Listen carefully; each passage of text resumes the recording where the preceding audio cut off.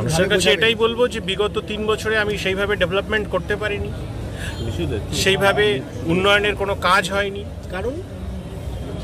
কারণ কি সেইভাবে আমরা রাজ্য সরকারে না থাকলে, বিপক্ষে থাকলে যে সমস্যাগুলোর সম্মুখীন হতে হয় সেই সমস্যাগুলোর আমরা সম্মুখীন হয়েছি। সত্যিকারের অর্থে এলাকার মানুষ এত কিছু পলিটিক্স বোঝে না, তারা বোঝে যে কাজ হচ্ছে কি হচ্ছে না। সেই জায়গায় দাঁড়িয়ে সার্বিক যে উন্নয়ন আমরা করতে পারিনি বিগত 3 বছরে। এবং আগামী 10ই জুলাই রাজ্য জুড়ে বিধানসভা উপনির্বাচন, আর এবারে নদিয়ার রানাঘাট লোকসভা কেন্দ্রের পরাজিত তৃণমূল প্রার্থী মুকুটমণি অধিকারী, তিনি এবারে রানাঘাট দক্ষিণ বিধানসভা কেন্দ্রের তৃণমূলের প্রার্থী। এবারে লোকসভা ভোটে রানাঘাট দক্ষিণ বিধানসভার মানুষ রানাঘাট লোকসভা কেন্দ্রের বিজেপির বর্তমান সাংসদ জগন্নাথ সরকারকে সেই বিধানসভা থেকে প্রায় 35,000 ভোটে জয়ী করেন। আর সেখানেও জগন্নাথ সরকারের কাছে বিপুল সংখ্যক ভোটে পরাজিত হয়েছিলেন রানাঘাট লোকসভা কেন্দ্রের তৃণমূল প্রার্থী মুকুটমণি অধিকারী। এরপর আবারও রানাঘাট দক্ষিণ বিধানসভার তৃণমূল আস্থা রাখল পরাজিত প্রার্থী মুকুটমণি অধিকারীর ওপর। আর রানাঘাট দক্ষিণ বিধানসভা কেন্দ্রের উপনির্বাচনের প্রার্থী হলেন মুকুটমণি অধিকারী। ওই কেন্দ্রের তৃণমূল কর্মীদের সাথে নিয়ে বিশাল শোভাযাত্রা সহকারে বিধানসভা উপনির্বাচনের মনোনয়নপত্র জমা দিলেন তিনি আজ। নদিয়ার রানাঘাট দক্ষিণ বিধানসভা উপনির্বাচনে বৃহস্পতিবার রানাঘাট মহকুমা শাসকের দপ্তরে গিয়ে মনোনয়নপত্র জমা দিলেন রানাঘাট লোকসভা কেন্দ্রের তৃণমূলের পরাজিত প্রার্থী তথা রানাঘাট বিধানসভার উপনির্বাচনের তৃণমূল প্রার্থী ডাক্তার মুকুটমণি অধিকারী। বৃহস্পতিবার সকালে নদিয়ার রানাঘাট দক্ষিণ বিধানসভা এলাকার তৃণমূল কর্মী সমর্থকদের সাথে নিয়ে বিশাল শোভাযাত্রা সহকারে রানাঘাট মহকুমা শাসকের দপ্তরে এসে নিজের মনোনয়ন জমা দেন মুকুটমণি অধিকারী। প্রসঙ্গত 2021-এর রানাঘাট বিধানসভার নির্বাচনে ওই কেন্দ্রে প্রায় 17,000 ভোটে বিজেপির টিকিটে জিতেছিলেন মুকুটমণি অধিকারী। কিন্তু সদ্য সমাপ্ত লোকসভা নির্বাচনে ওই কেন্দ্রে জগন্নাথ সরকারের কাছে মুকুটমণিকে হারতে হয় প্রায় 35,000 ভোটে। এবার সেই ব্যবধান ঘুচিয়ে নদিয়ার রানাঘাট দক্ষিণ বিধানসভা কেন্দ্রে এবার জেতাই চ্যালেঞ্জ বিজেপি থেকে সদ্য তৃণমূলে আসা তৃণমূল প্রার্থী মুকুটমণি অধিকারীর। যদিও নিজের জয়ের বিষয়ে যথেষ্ট আশাবাদী তৃণমূল প্রার্থী মুকুটমণি অধিকারী। আজ মনোনয়নপত্র জমা দেওয়ার শেষে রানাঘাট লোকসভার কেন্দ্রে পরাজিত তৃণমূল প্রার্থী তথা রানাঘাট দক্ষিণ বিধানসভা কেন্দ্রের উপনির্বাচনের তৃণমূল প্রার্থী ডাক্তার মুকুটমণি অধিকারী বলেন, বিজেপির বিধায়ক হওয়ায় কাজ করতে অসুবিধা হচ্ছিল। রানাঘাটের বিজেপি সাংসদ জগন্নাথ সরকার কোনো কাজ করেননি, তাই আমি তৃণমূলে যোগদান করেছি এবং মানুষের আশীর্বাদ আমার সাথে রয়েছে, তাই মানুষ আমাকে ভোট দেবেন এবং বিপুল ভোটে জেতাবেন।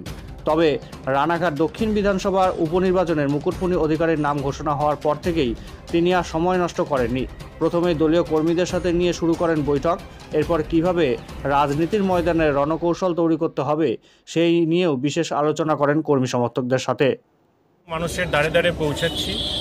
লোকসভার ক্ষেত্রে যে ভুলভ্রান্তি, মিসকমিউনিকেশন ছিল সেগুলোকে পূরণ করার চেষ্টা করছি। সেই সাথে সাথে কাজ না করা সত্ত্বেও এখানে বিজেপির লোকসভা কেন্দ্রে যে জয় হয়েছিল তার প্রভাব এই বিধানসভা নির্বাচনে থাকবে না।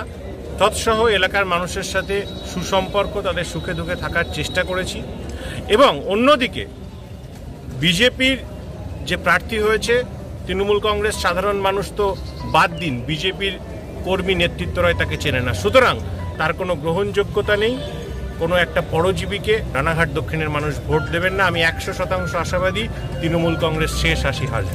35,000 ভোট আর ভোটের ব্যবধান আমার তো কিভাবে ইয়ে করবেন, কতটা কিভাবে মেকআপ করতে পারবেন বলে মনে হয়? যে যে জায়গায় ঘাটতি আছে আমরা সেই জায়গায় ব্যাপকভাবে প্রচারে নেমেছি এবং মানুষের পাশে, মানুষের কাছে, মানুষের আশীর্বাদের অপেক্ষায় আছি।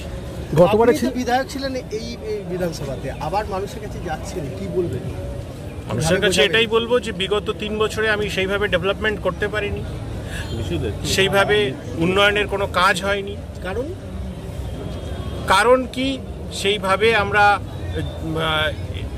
রাজ্য সরকারে না থাকলে, বিপক্ষে থাকলে যে সমস্যাগুলোর সম্মুখীন হতে হয় সেই সমস্যাগুলোর আমরা সম্মুখীন হয়েছি। সত্যিকারের অর্থে এলাকার মানুষ এত কিছু পলিটিক্স বোঝে না, তারা বোঝে যে কাজ হচ্ছে কি হচ্ছে না। সেই জায়গায় দাঁড়িয়ে সার্বিক যে উন্নয়ন আমরা করতে পারিনি বিগত 3 বছরে। এবং জগন্নাথ সরকার বিজেপির সাংসদ হিসেবে সম্পূর্ণ ব্যর্থ, কোনো কাজ করেনি। সেই সমস্ত কিছু পুষিয়ে দেওয়ার জন্য আজ আমরা ভোট ময়দানে অবতীর্ণ। 100% আশাবাদী। জিতলে কি বার্তা দেবেন?